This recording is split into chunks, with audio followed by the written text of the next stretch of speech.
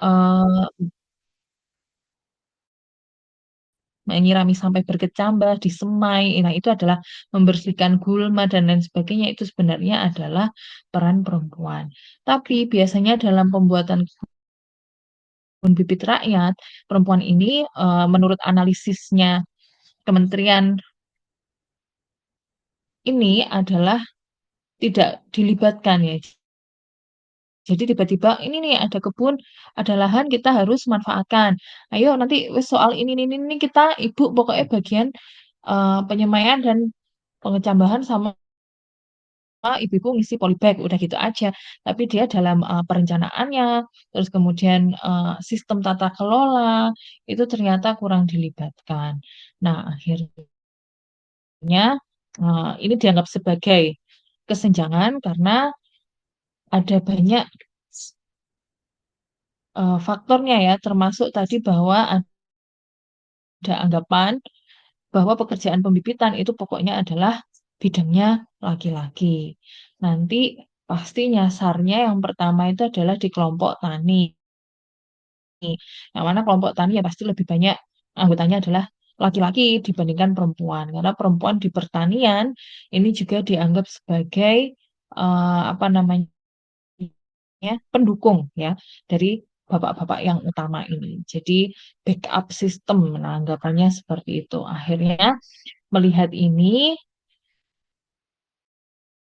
kementerian ini akhirnya mengajukan sebuah kegiatan seperti itu ya dengan cara nanti dia mau melakukan sosialisasi, terus kemudian ada verifikasi kelompoknya, mungkin kelompok-kelompok tertentu ya, yang juga tidak hanya semua membernya laki-laki dan lain sebagainya. Kemudian ada penetapan kelompoknya, mungkin juga ada kriteria tertentu yang di dalamnya ada pembagian yang jelas, misalnya seperti itu. Kemudian pembagian apa namanya manfaat atau nanti bagi hasilnya antara laki-laki dan perempuan seperti apa.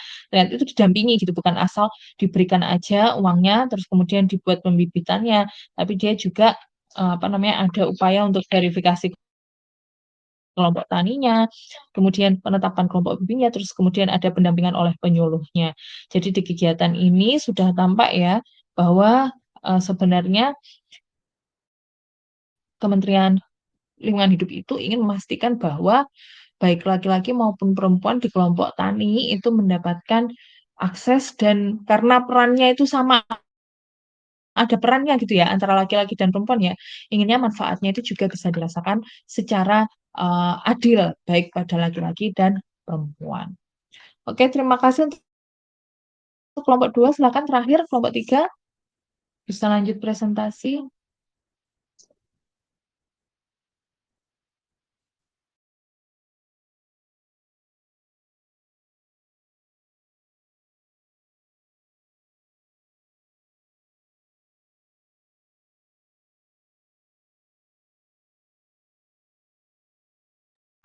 Selamat malam Ibu dan teman-teman.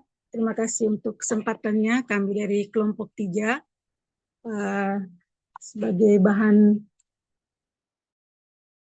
pembahasan itu dari Kementerian Pemberdayaan Perempuan dan Pelindungan Anak Republik Indonesia, dari Peraturan Menteri Negara Pemberdayaan Perempuan dan Pelindungan Anak Republik Indonesia tentang pedoman perencanaan dan penganggaran dalam pencegahan dan penanggulangan HIV/AIDS yang responsif gender.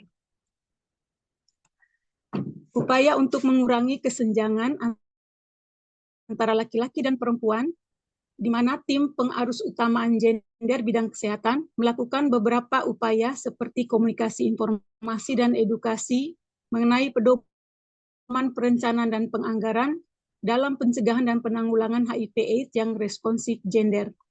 Selain itu, pemantauan, evaluasi, dan pelaporan juga dilakukan untuk memastikan implementasi pedoman tersebut oleh unit kerja yang menyusun perencanaan dan penganggaran.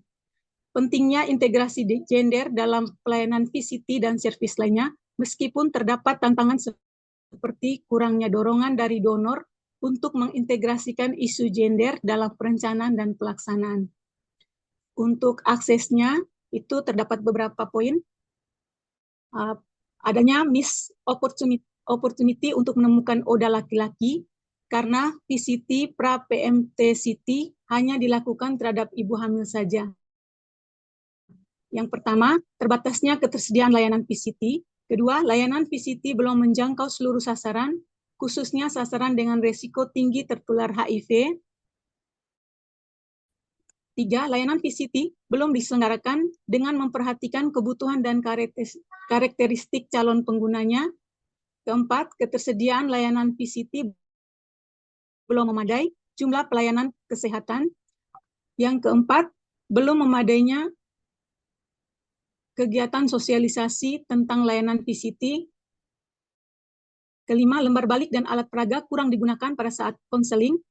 Enam, petugas kesehatan belum maksimal mendorong dilakukannya PCT pada saat melakukan pendidikan kesehatan pada calon pengantin yang berisiko. Yang ketujuh, pada saat menemukan ibu hamil yang melakukan PCT pra-PMT-CT, petugas kesehatan tidak meminta pasangan ibu hamil tersebut untuk melakukan PCT. Yang kedelapan, pedoman PCT yang digunakan belum cukup menjelaskan pelayanan yang berwawasan gender. Yang kesembilan, belum banyaknya masyarakat yang mengenal dan mengetahui tempat memperoleh layanan PCT.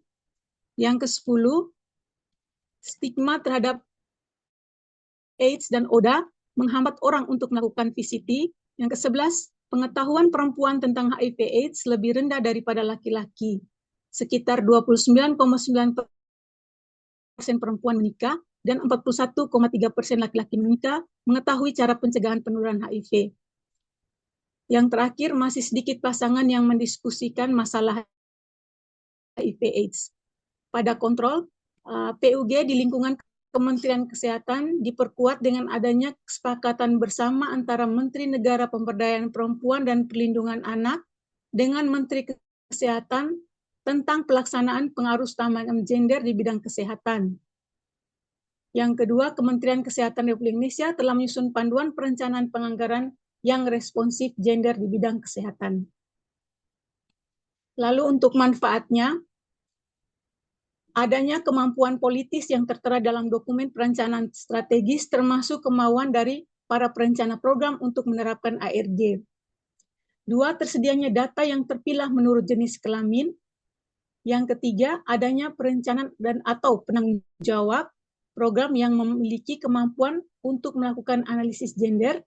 Yang keempat, adanya perencanaan dan atau penanggung jawab program yang memiliki kemampuan untuk mengembangkan, memantau, mengevaluasi kebijakan program dan kegiatan yang responsif gender.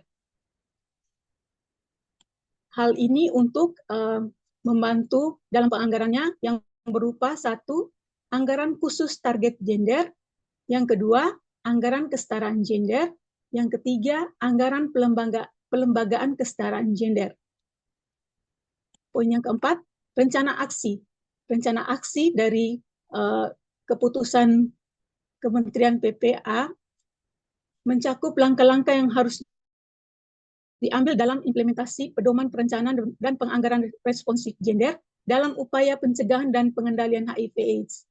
Rencana aksinya, pertama, penguatan kapasitas perencana dalam mengintegrasikan perspektif gender dalam setiap tahap perencanaan dan penganggaran kegiatan.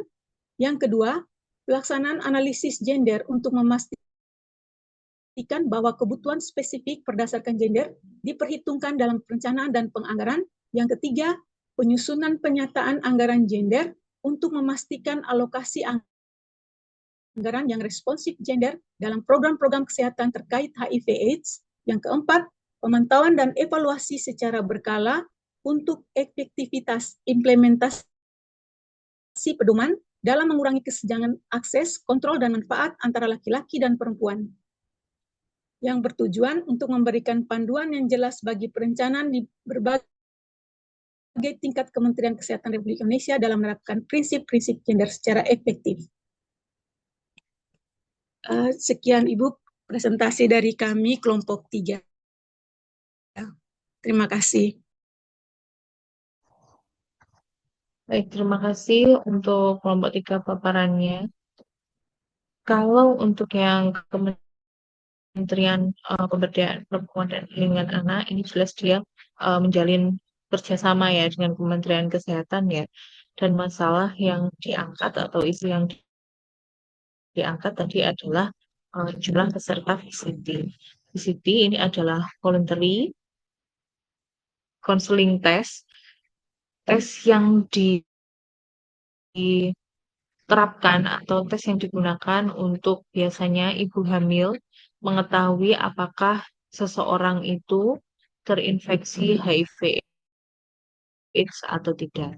Nah, untuk ibu hamil yang biasanya periksa di puskesmas, tes VCT itu fasilitas ini tuh diberikan secara gratis. Karena perempuan yang hamil, kalau dia tidak ketahuan bahwa dia itu HIV, nanti dia bisa menularkan apa namanya virusnya itu kepada bayinya. Sehingga setiap ibu yang mau melahirkan itu perlu dideteksi apakah dia itu sebenarnya positif HIV/AIDS atau tidak, karena dia akan beda ya perlakuannya antara ibu yang terinfeksi HIV dengan yang tidak. Kalau ibunya terinfeksi HIV, berarti nanti untuk proses melahirkannya ini juga prosedur yang khusus begitu, tidak secara normal yang saya tahu. Terus kemudian